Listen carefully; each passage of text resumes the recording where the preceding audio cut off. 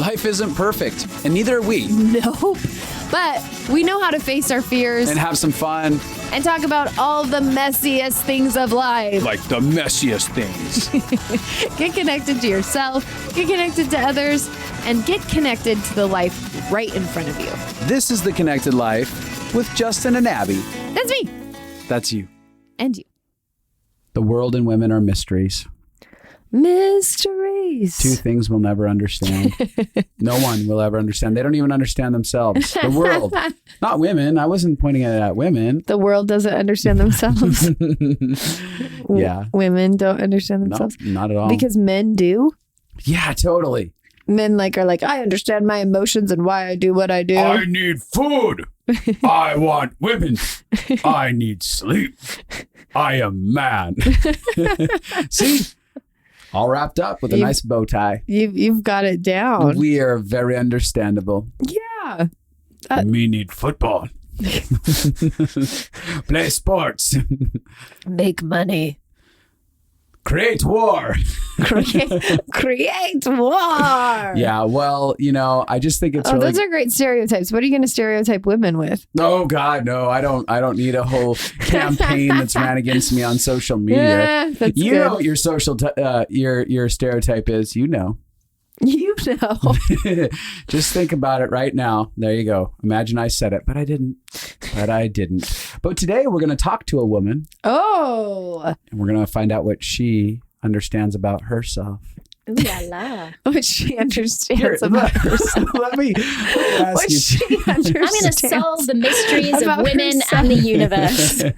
This isn't even about women. Can we just clarify that? Because you're making this like it's about women. We're actually going to talk about relationship attachment styles, which is both men and women need to understand. Yeah, if we're ever going to survive well in this world, we men need to understand you well. No. And yourself. And you need to understand yourself. I think that, universally, the world does not understand a lot of how it does life. And one of it is the attachment styles and how they connect and bond to one another. And I think that's a huge thing that we as human beings, not men or women, need to understand. There you go. I don't know that we're going to get to all the different attachment styles because, quite frankly, can I be a little honest as we start this? You know nothing about what me and Ruth are going to talk I know nothing about this subject at all. I've just watched Ruth for the last 5 months flail around inside of our house as she's stayed with us. And then discovery, these aha moments happen. And then you're like, that's why I do what I do. and I'm like, that's great because I've been asking, why are you the way you are? And I would say, I don't know. I wish I was one of the great mysteries of the universe. Yes. Attachment styles. I'm just going to give. So this is Ruth Outram. Hello, everybody. She is. Hi, Ruth. We've known her for 9 years, I think. 9 years. Yeah. Long We time. trained her in all of our methods of what we do. And she is a life consultant Yes, as well. And she has met with copious amounts of copious amounts of people. Lots of people. Lots. For the commoner, that's lots. Copious. I love that your word sounded way more posh than mine, though. Copious. No, that was Justin's Oh, word. that That was was Justin's mine, word. yeah. Oh, sorry. He's better at language than me. Yeah. English. Okay, so attachment style is an interesting thing, and it's a concept that is becoming a little bit more trendy right now, which is great. I love when emotional health things kind of come to the surface and it helps people get to understand themselves more and get to understand the world around them. The goal is that the more we understand about how we work and how people work around us, then the more we can disarm our triggers, the more we can recognize what we're bringing to the table versus what's actually happening. It disarms misunderstandings. If you watch rom-coms, every rom-com is based on misunderstandings. And that's what a lot of life is. A lot of relationships hit really hard walls because two people can't understand what's actually happening between the two of them, no matter how many times they use words and try to communicate. So attachment styles are based on the theory. That is a mess in every rom-com. And you explaining this would destroy every rom-com. I know. They're going to be so sad. Hollywood's going to come after you. People are going to start watching rom-coms and they're going to start having emotional intelligence and be like, all you had to say was an I feel statement. All you had to say is you just had to be vulnerable. All you had to do was not talk to your stupid friend. Grand romantic gesture. No. Just some honest dialogue. And there goes the movie industry. It wouldn't go because people would actually have to learn how to implement this. Otherwise, rom-coms just still feel like real life they to do. people. Yeah, they do. Even if you understand here in your mind, you can't actually, if you're not living it out, you'd still find them entertaining. That's real. So let's start with what attachment styles are. Do you want to give a spiel about it? Okay. Yeah. I'll give a little spiel. You give a little we'll spiel. do back and forth. And Justin will sit there and make jokes. That's your only job. I'm good for that. You're good for that. You're great for that. Well, maybe I'll tell you first of all how I stumbled upon what attachment styles were, and then I'll give you a little spiel about it. I stumbled upon a 20-minute podcast that I think you sent me. Yes. Or you sent a I group did. of people. I sent it to you. Yes. I am responsible to me? for your biggest breakthroughs. Absolutely. And it started like very briefly describing the different attachment styles and some of the ways that you'll connect with people, some of the ways that you find it difficult to connect with people. And I started listening to this podcast and I had a holy crap moment. They basically were describing what would play out in most of my relationships in life. Wow. The ebb and the flow, how I would respond, how other people would respond to me. And I was like, what is this? This is some voodoo. kind of voodoo? How do you know me that well? Oh, it's like a psychic. He's literally like a psychic. I felt so known by this 20-minute podcast. But so basically what the attachment style is it's talking about the way that you connect with people. Yeah. And what feels safe to you inside of connection and what feels unsafe to you inside of connection.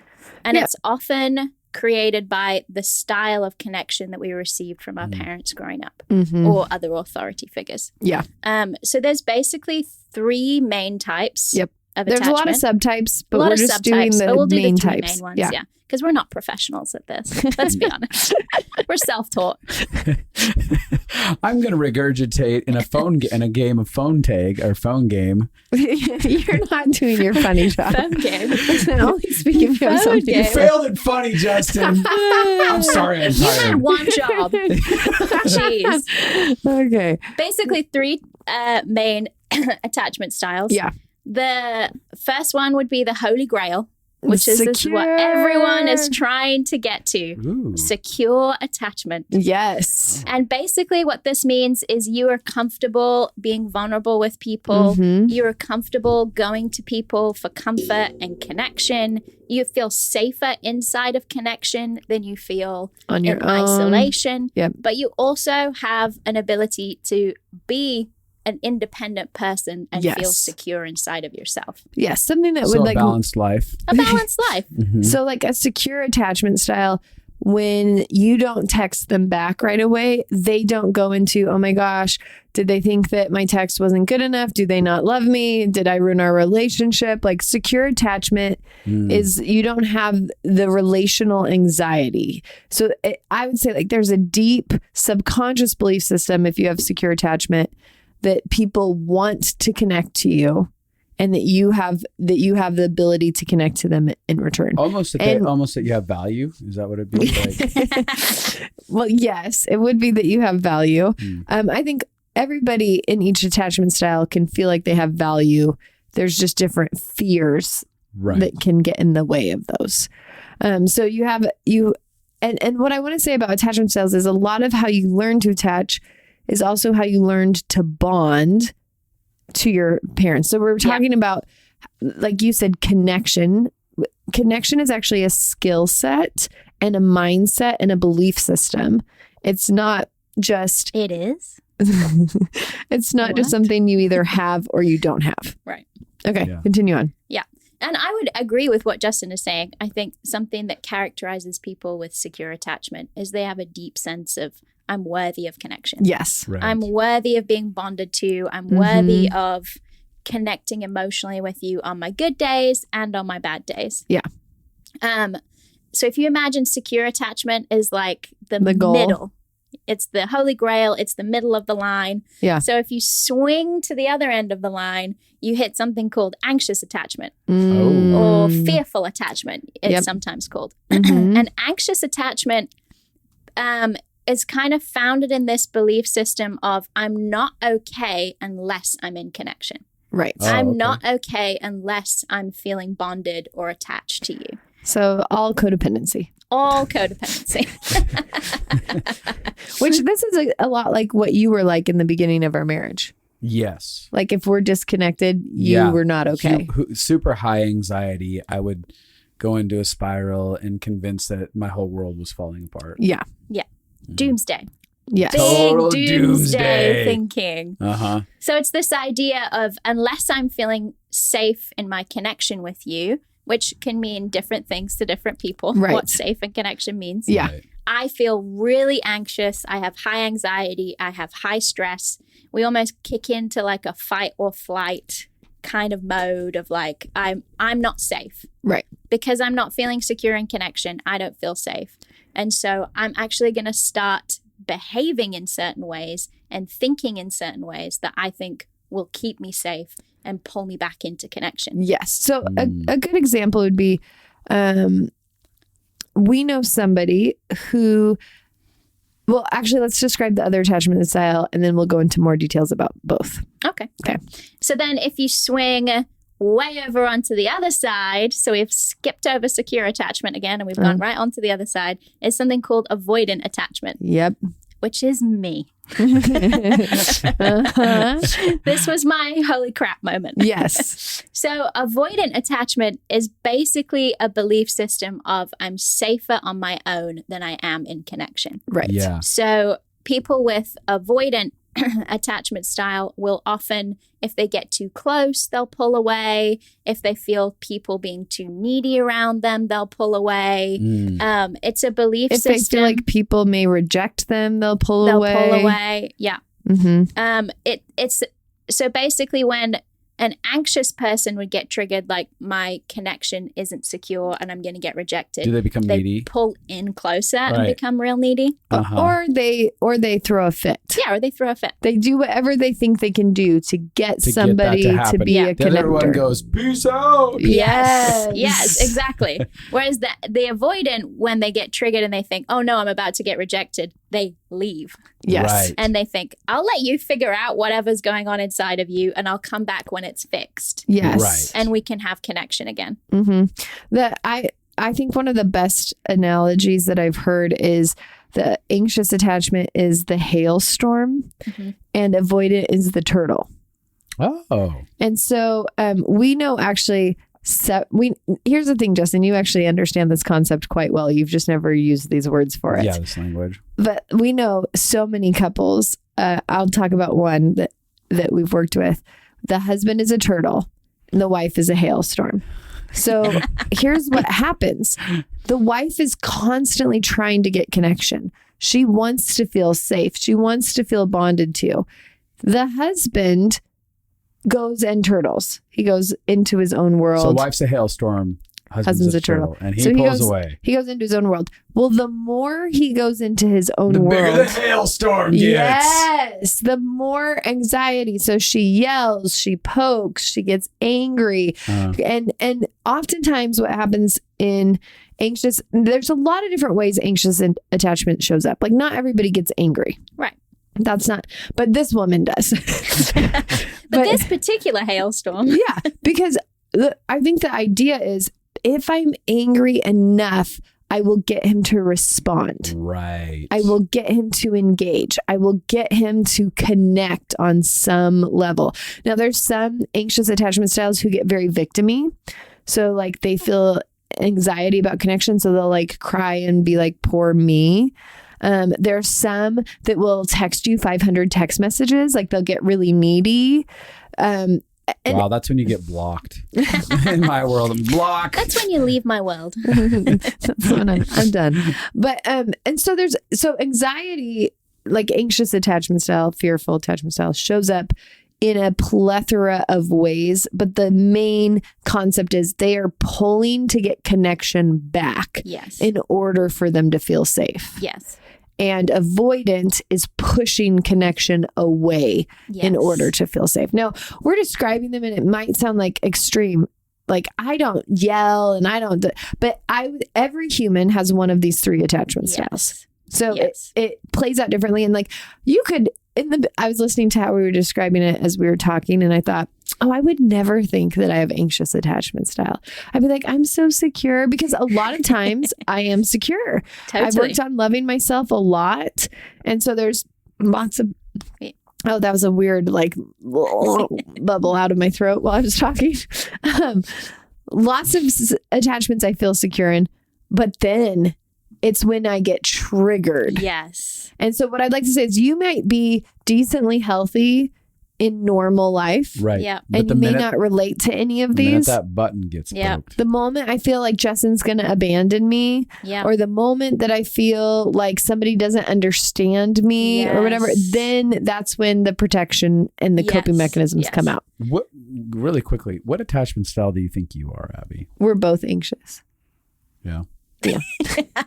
You are a hailstorm. I am a hailstorm. I know. That is That's true. why we've had a lot of hail in our marriage. They're just hailing on each other. Yes. There's broken glass everywhere. The hail just pummeled everything. Yes.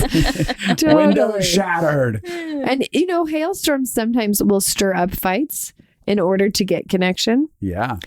Or I've seen you both do that. yeah. Yeah. Mm-hmm. Shut up, Ruth. Okay. Did you have something you wanted to say? Yeah, I'd say that's one of the main things to think about with your attachment style is we're not talking necessarily about you on your best day. Yeah. Right. We're not talking about you when you're feeling calm, you're feeling good, you're feeling positive You're and feeling powerful, loved. A lot you're of feeling pure loved. wins. Yeah. We're talking about you in your most triggered state Mhm. inside of relationship. Mhm. I think I learned about attachment style coming out of a dating relationship Mhm. where I have never felt more triggered, but had no clue what was going on or why I was behaving the way I was or why he was behaving the way he was. It just all Yes. felt like this big mystery. Yes. So when we're describing these things, they might sound really extreme, Totally. but we are talking about how we respond when we're feeling at our most triggered. Yeah. The other thing I would say is it's often the behaviors that we have are often a response to the way that we've been conditioned to attach by our parents. Yes. Right. So, for example, anxiously attached people will often have had parents or authority figures who gave connection at some points and wouldn't give connection at other points. Yep. So you're kind of hot and cold. So you learn sometimes my needs will get met. Yes. And sometimes my needs won't. Yes. And I'm not okay when my needs get met. It feels really great when they do, and it feels awful when they don't. Yes. So I'm not okay when I'm not getting my connection needs met. So I then pick up behaviors, like Abby was saying, to grab your attention and try and pull you back inside of connection. Yes. Yeah. People who are more avoidantly attached have probably had parents who just were more consistently not connecting. Yes. Like more neglectful. More neglectful. And that Mhm. doesn't have to be physical neglect. Yeah. It could just be they don't know how to emotionally engage you. Yes. It could just be they're in their own worlds. Totally. And you don't have a ton of connection with them. Securely attached people have generally had parents or figures who are okay modeling vulnerability, Mhm. okay pulling it out of you, okay comforting you. They're paying attention that to you. doesn't exist. We've worked with a lot of people. That doesn't exist. This is a lie. It's a myth. It's a myth. It's the pot of gold at the end of the rainbow. So true. But they also like consistently, and I would say it really is like a myth, except I know a family where the parents are like this. They're emotionally tuned into their kids on a regular basis. Their kids know that their needs are going to get met. And so there's much more security Yeah. that they Yes. grow up with. Yes. So they grow up learning, I can bring my full self to the table and I'm going to be met with affection and kindness and Yeah. connection. Yeah. So would you describe like what your childhood was like that created avoidant. Yes. Well, and I'll also say it's possible to change your attachment style. Right. Good news. Yeah, Yes, so you're you not can go- trapped in this forever. So you can go from avoidance to hailstorm. You actually can, yeah. Yeah. Depending on Sounds fun. different pivotal relationships that you have in your life. Like, let's say you got into a marriage and you were both heavily anxious. One of you might become more avoidant. Right. Right, because you all of a sudden just go, all right, I learned I how can't to be a handle turtle. I this. can't handle it. Yeah. But also, you can get into a relationship with really secure people and you can become more secure. That's so good. Mm-hmm. That's the good news. Yeah. And also, if you get married, you can take, like, maybe you're slightly avoidant and you can become extremely avoidant. Yes. Like, it's like kind of like a scale that you can Yes. be moving back and forth to. Right. You're swinging. Yeah. Swing. Swing. So, yes. So I'm avoidantly attached, meaning I generally tend to feel safer outside of connection than I do inside of connection when I'm triggered. Yeah. That doesn't mean that it's like my preference for life. No, you love people. I love people. But when I feel triggered and I feel unsafe, I pull away and I go by myself. So I grew up with my mom and my dad. My mom was clinically depressed Mm-hmm. when I was growing up. So probably from the age of 0 to 9, she would have extreme bouts of depression. And sometimes that meant days in bed. Sometimes that meant you'd ask her a question and she just wouldn't respond. Like you'd say, hey, Mum, do you want a cup of tea? And you'd get no response. Sometimes you would get bouts of rage or anger. Sometimes you would get a nice, loving, kind mum. You just never really quite knew. Yeah. And, but my mum was not, I didn't have a lot of connection with my mum at that point. I think part of what she had was some postpartum depression. Totally. So she didn't really know how to connect to us inside of that space. And then my dad was typically English and can't talk about anything remotely emotional. Totally. And is quite passive. So I grew up with two parents who were not very involved in my emotional world. They didn't know how to be vulnerable with themselves. They didn't know how to be vulnerable with each other. Yeah. They didn't know how to have a voice and be honest. They didn't know how to give I feel statements. They didn't know they weren't connected. They were not connected with each other, maybe with themselves. Yes. And then not with their children. So it was like a family where everyone was an island. Yes. Everyone was an individual. Yeah. And they ended up getting divorced when I was 13. So I imagine they were not connected to each other. Totally. Yep. Safe assessment. Safe assessment. But they couldn't model any of those things to me. They couldn't model to me what it meant to go to connection when you felt unsafe or when you felt alone or when you felt triggered.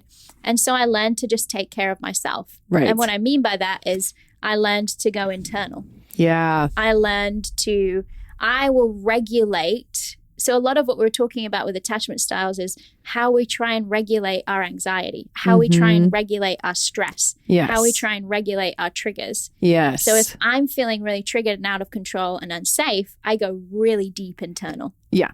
And just stay there until I feel safe enough to come out again. Right. Which would be the turtle analogy. Yes.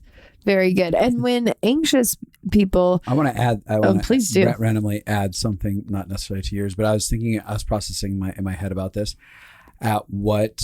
I have been on each side of the pendulum. Yes. So pre-marriage, have. I was complete avoidance. Mm-hmm. Is how I like when stuff got too dangerous, too scary, too disconnected. I was just like, peace. Go pound sand. I'm out. Yeah. Like I don't have to do this. I'm not even going to engage. I wasn't going to engage in a fury of hailstorm or any of that. Right. I'm not even going to do that on that end. And it wasn't until marriage. It was an entirely different relationship and the exposure of that because it actually pushed on my childhood mom wounds of abandonment in that space. And so really the hailstorm only came up inside of marriage, whereas everywhere else I was like, I'm out. Yeah. And I would say that too, because part of what the avoidant attachment style looks like is I can meet all of my own needs. Right. I don't need people. Yeah. I can go like, I'll see. And it feels really safe. Right. Yeah. I'll see Ruth, like she'll like go listen to the news. So she has comfort that is alone comfort.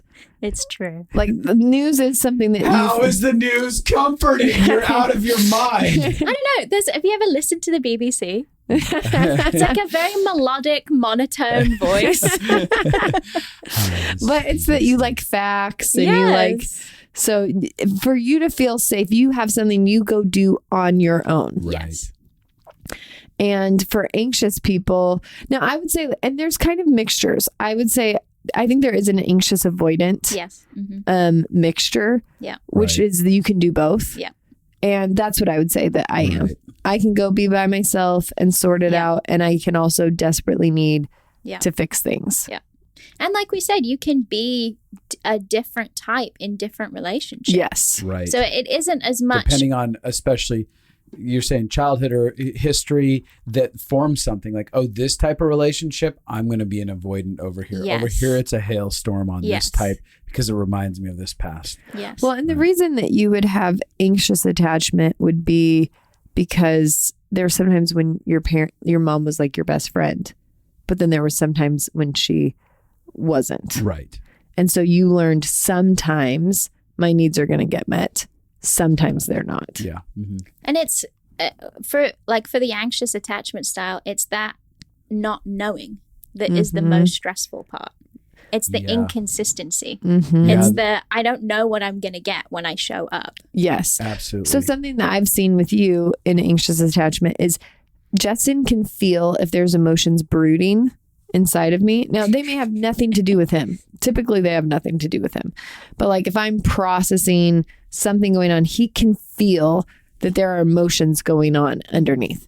And He goes, his stress, hailstorms are brewing. his stress level and his anxiety starts to raise just because he can feel and he doesn't know what that means is going to happen. Yeah.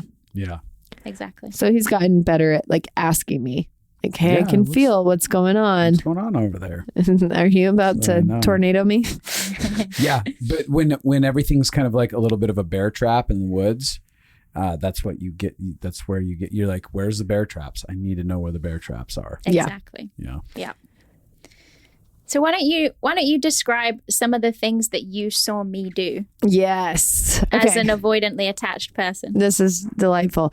So this is why living with people can be so helpful because observation is one of the things that gets us free. Most people have too much shame to hear observation as helpful input. Right. But observations can be the thing that transform your life the most.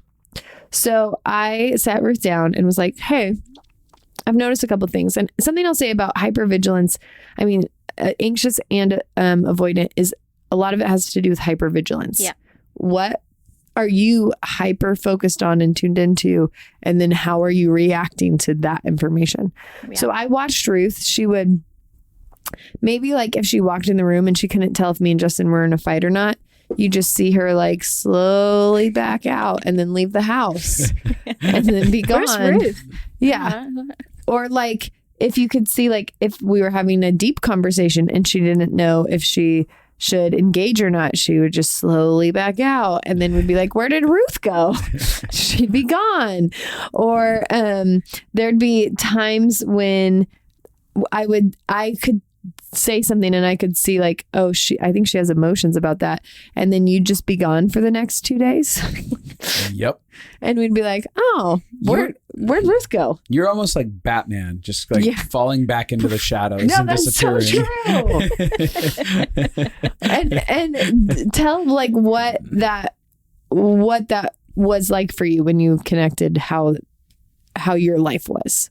Oh, I'll say this. I think I'm single, so I'm not married. Mm-hmm. And I think there's something about being single where you can almost pick and choose how much connection you have, how present you have to be, which I think partly is why being in a dating relationship triggered so much about me because I couldn't just peace out whenever you wanted. When I Disappear wanted into to. the shadows. Can you believe it actually affected somebody when I did that? And so what felt really powerful about Abby and Justin giving me feedback about this was, oh, I've never had anyone reflect back to me the way that I behave and how it affects them. So in my mind, what's going on is I am not sure what's going on in this context inside of the living room. Are they having an argument? Are they having a really deep conversation? If I'm present, it's probably going to take away from the moment. And therefore, I'm going to end up getting some rejection or some negative backlash. So I will just remove myself to protect myself from any rejection. Yes. I'm thinking in my head, I'm doing you a favor. Right. I'm loving you really well. I'm not a burden. I'm not being a burden. I'm letting you have the space that you need. In another context, if Abby had said something and I was really triggered by it and I'd be out the house for 2 nights in a row or something, again, I'm thinking, I'm gonna love you really well. I'm gonna give you the space to process everything that you need to process. And then I'm gonna come back. And we'll pretend nothing happened. When you feel fine. And we'll pretend that nothing ever happened. Yeah. And again, I don't want to be a burden. I don't want to be too much. I don't feel safe or secure that I can bring myself to you inside of this space that doesn't feel like happy, good connection. Right. So like it's you're back to being the little girl and mom doesn't have anything to offer. Yeah. So the only way to get scraps of affection is to take care of yourself and never be a burden. Yes. Then maybe you'll get some of the good stuff. Yes. Absolutely. Yeah. Yeah. It was a pretty funny conversation because I would say like 99% of the times that you would be weird, I was like, you could just ask what's happening here. Or you could ask if you need to go to the other room, or you could ask if this is what we meant. Like there was so much in conversation that I was like, why don't you just like use words?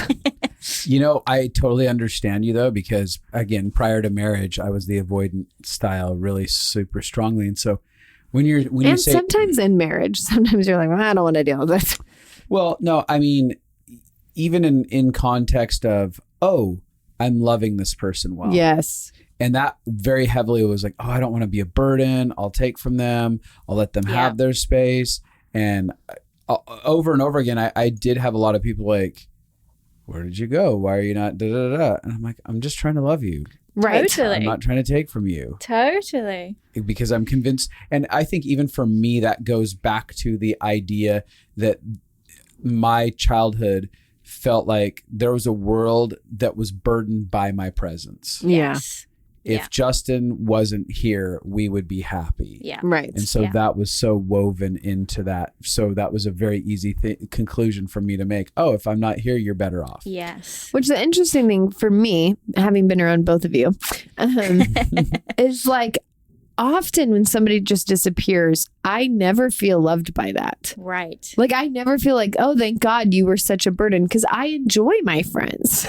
Right. I enjoy my people. I don't think you're a burden. So I just feel like, where'd they go? What's happening in relationship? You should tell them how you experienced me leaving. You gave me feedback about how you experienced it. What did I say? It's burned in my mind. Tell them. Abby described, she was like, when you leave, it feels like punishment. Oh, yeah. When you leave, it doesn't feel like you're loving me. No. It feels like I'm going to remove myself because I don't like the emotional space that you're in. Totally. And that feels like punishment because I'm losing connection for just having emotions. Yeah. Or it feels like I can't have the emotions that I want to have inside of my own house. Right. Because if I do, you're gone. Totally. And I was like, what? Because you thought, this is so love to me. Yes. You know what's interesting though, that it like not, I don't know, in a lot of spaces, I was on the end at some point in life.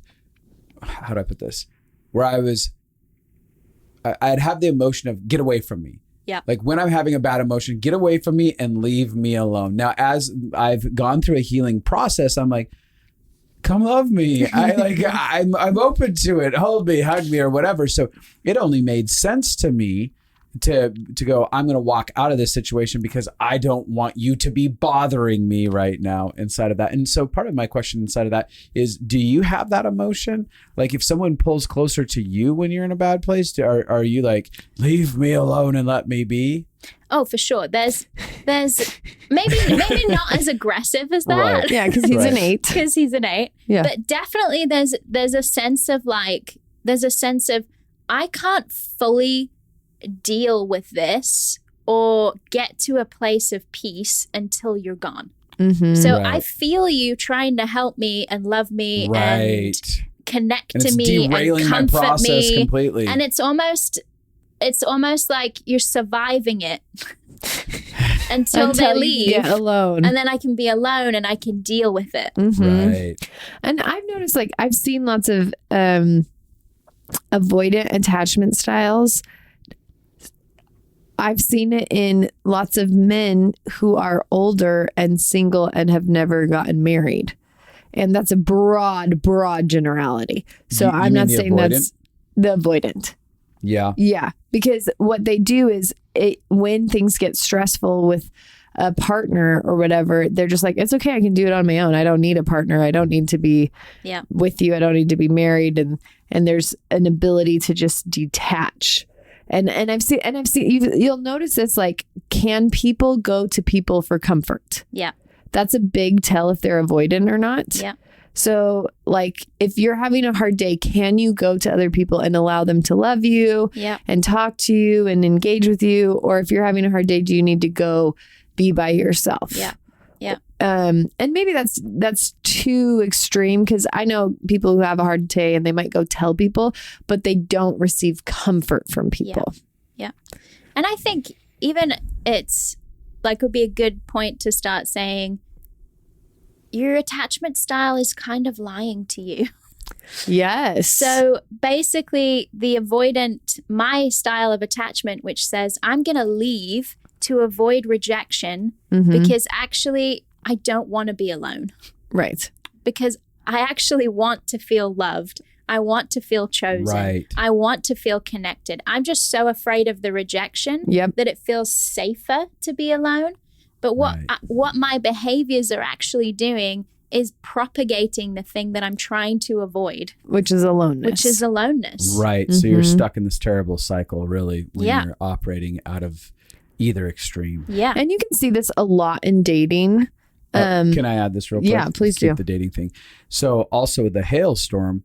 The hailstorm believes a lie that if I push harder or whatever it is, I'll get more out of it. But what they end up doing is they keep driving people further away in that behavior. Yeah. So it's really giving them the opposite of what they want. Yep. Yeah. And I think another way to mention the hailstorm really quick is you can also be a fawner as a hailstorm. So what fawning is it's a type of response to triggering, which is like, I'll just people please. I'll become who you want. So I've seen anxious attachment styles where maybe they sense that somebody's upset and they just start cleaning their house for them. Or they sense that somebody's in a bad mood and they're like, oh, here, let me take over this and let me do this. And and all of these things are based on, I can't handle if you're not okay. Yeah. Right. And it doesn't even matter if you're not okay with me. It's just like, if you're not okay. Yeah. And so I have so many friends that if I've watched them, one of our friends will be processing an emotion and they literally just start getting busy to help things. Because the goal is if I can make you happy, then I can feel like we're going to have secure attachment again. Right. Because most people have that belief. Like, we grew up and most of the times when our needs didn't get met, our parents were triggered. Right. That's basically. Right. And so when we see somebody having emotions, we instantly go back to being that kid that is like, I need to make you happy so that I can feel like our attachment is secure again. Yeah. So that I can feel like our needs will get met. Because when is mom going to ignore you the most? When she's really pissed. Yeah. When is mom going to be harsh to you the most? When she's pissed. Yeah. But if you can make mom happy, then you have a chance of keeping that connection. Yeah. And so anxious attachment style can look like people pleasing, compromising who you are to make them happy, trying to figure out what you think they want you to be. to make you happy, as well, is just one of the things. But this is what I'm saying, why it gets so complicated in dating, because dating triggers that it does in dating and marriage, and I'll talk about both. But in dating, everything is, am I going to get connection? Yeah. The connection that I think will heal me or will make me feel worthy or will make me feel wanted or desired or safe. Yeah. Will I get that connection? Yeah. And then everybody's protecting themselves from rejection. So one person protects themselves from rejection by backing off. And that can feel like playing a game. But that can actually not be them purposefully, consciously playing a game. It can be them protecting themselves from getting hurt. And then another person could be the person that is protecting themselves by being needy, by like engaging, by trying to become what the person wants. And this is why it can get so messy, because both people are actually just wishing for secure connection and doing weird things to protect themselves. You're weird. Well, things that like create the opposite. Yes. Yeah. And that's a good way to phrase it. So when they originally discovered attachment theory, it was basically talking about parent-child relationships. Yes. But in recent years, they've realized that it's so applicable, to all relationships, but especially romantic, dating, marriage relationships, because it's the most, as a child, you were the most dependent upon people to meet your needs. Yes. And in a romantic relationship, you're the most vulnerable Yes. to have someone else meet your needs. So it tends to trigger these very deep core fears and emotions inside of us. So when you learn this, how did this actually help you? Right. Get to the point. Nice. Why are we talking about this? So I would say learning this information about myself, getting feedback from friends and people who were experiencing me do some of my fear behaviors based off of my attachment fears, began to show me the other side of what I was doing. Yeah. So I think we say this often, that sometimes the fear of staying the same has to get bigger than the fear of pushing in for change. Yeah. So I would have people say to me for years, Ruth, you should have more of a voice. Ruth, you should have more needs. Ruth, you should push in more. And I'm like, yeah. Sounds cute. Sounds nice. But I didn't have enough of a why is this important? Because it feels so scary to me to push into connection in that way. It feels so much safer and easier to just deal with things by myself. Why would I risk having needs? Yeah. Right. And it wasn't until I could see the information of why I was doing what I was doing and what I thought I was protecting, and then the effect that it was having on the relationships that I was in, that it began to create enough unsettling inside of me and began to show me, what you think you're doing, you're not doing. Yeah. What you think the need is that you're getting met here, you're not actually getting that met. You're just repeating a cycle over and over. And I could see it in my dating relationship. I could see it in your other my friendships. I began to see it everywhere. I began looking around and seeing it everywhere. And I think when we can see what we're doing and why we're doing it, and we have enough of a impetus to push into change, we can begin to do things differently. And what did you practically start to do differently? So I would say one of the things that, which you described this already, one of the things that my attachment style would do often is hypervigilance and assumption. So I'm walking into a room constantly and I'm assuming, this is what Abby's doing. This is what Abby's feeling. This is what Justin's feeling. This is emotional space that he's in. But I'm making up a story inside of my head. Right. Yes. And then I'm responding to my own story. Yes. Rather than my own fantasy, rather than actually asking a question and getting information from you. So a big part of moving toward connection for me, secure connection for me, is learning to ask questions. Hey, how are you? Yes. It feels like maybe you're having some strong emotions. Would you like to be alone in your emotions? Or would you like for me to stay? Totally. Are they about me? Are they about something else? Yes. Like I've had moments where Abby has come and she said, I need to talk to you about something later. And I can feel inside of me the panic of like, she's Right. going to confront me. What have Yes. I done? How can I fix this? I've got to go hide for 2 days before this conversation happens. Totally. So learning to just say, hey, I'm having a fear that you're about to confront me about something. And if you are, that's fine. I just need to know. Yeah, So I totally. can know how to posture Totally. myself So in that, this. so that I can get into a present emotional space with you Mhm. rather than a hiding emotional space with you, a Yes. self-protecting emotional space. Yeah. And I would say another part is learning to, which this was a big piece that happened in my dating relationship, is a lot of the communication was about content. It's about the things that we do.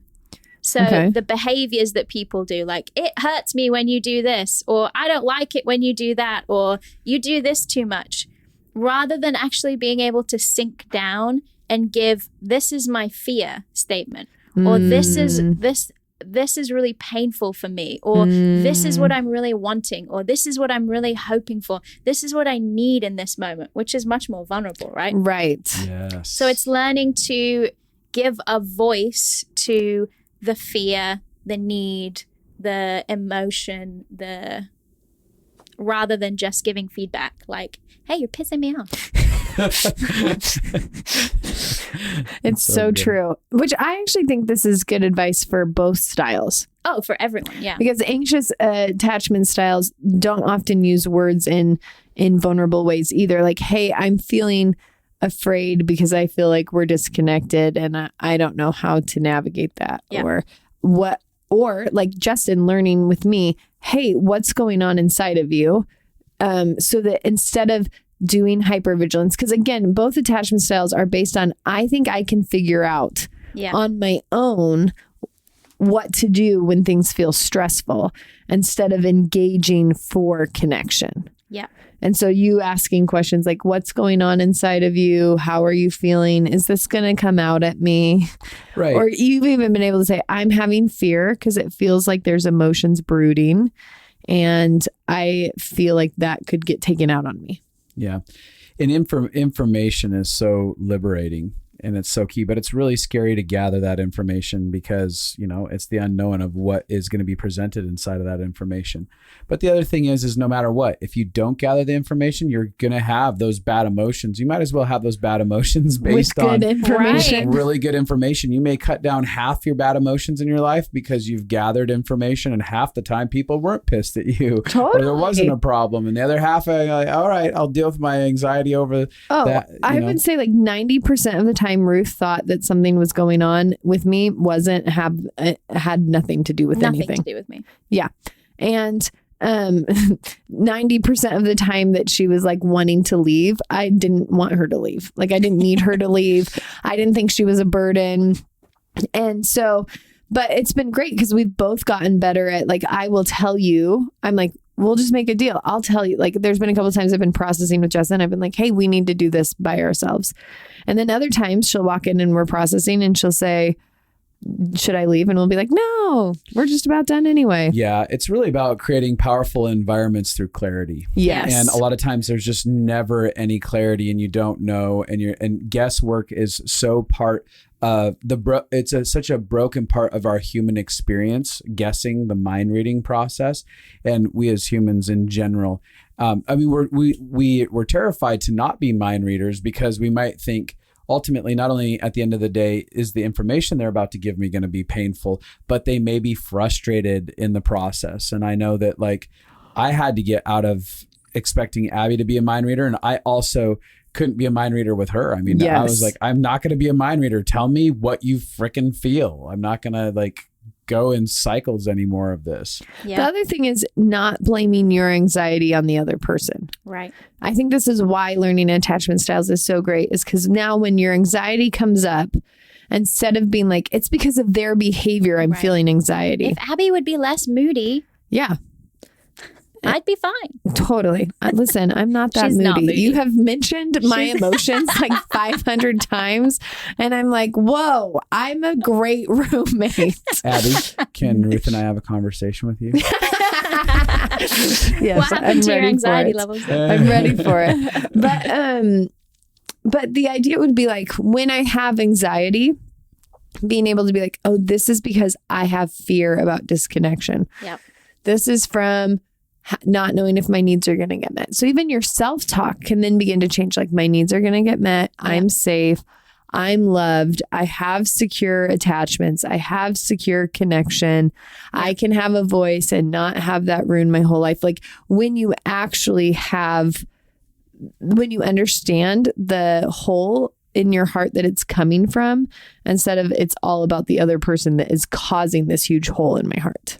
And the thing is, on both ends of the side, we're using those behaviors to try and get our needs met. Yeah, we're trying to get secure connection. Yeah, all we want is to feel loved and safe and connected to on everyone, every human. But anxious people's behavior is triggering avoidant people's behavior, and avoidant people's behavior is triggering anxious people's behavior. But the behaviors are not actually the problem. Yeah. It would all, like, if we could learn to know what's going on inside of me, and I feel unsafe in this moment, I feel triggered. This is reminding me of my childhood. This is reminding me of moments where I felt rejected. And if I can give voice to that, I can actually get my needs met. Yeah. In a way that it is satisfying and secure. Absolutely. Yeah. So good. Well, we whet their appetites. Did we learn some things? Yeah. Yeah. I feel like I learned some things. Did you learn how you're bad and you need to fix it? Nope. Just too I learned easy. that I missed my avoidant attachment style, and I'm going to go back to it. And life was a lot easier You're when like, I people weren't loved it. bothering me, and I didn't have to deal with We people. can avoid each other in the living room. Yeah. Feel free to. Yeah. Well, if you listen. What was that? What was actually? Do you guys remember the name of that talk Nope. on YouTube? Okay. Nope. So they don't remember it. Don't email us asking for it. Google search it. Yeah, you can search turtle versus hailstorm and see if you can find it. Or you can you can go into podcasts and just search attachment style. There's so many podcasts. There's a lot of information out there about it. Yeah. Yeah, totally. If people want to meet with you as a consultant, they can email you at ruth.outram@gmail.com. You're gonna have to spell that. Oh, my last name? Yeah. OUTRAM. Ruth.outram At gmail.com. That's fantastic. Yeah. So if you got anything out of this, remember to rate, review, subscribe, and share with your friends. Share it. One of those people who's an avoidant attachment style person. You go here. You need to listen to this.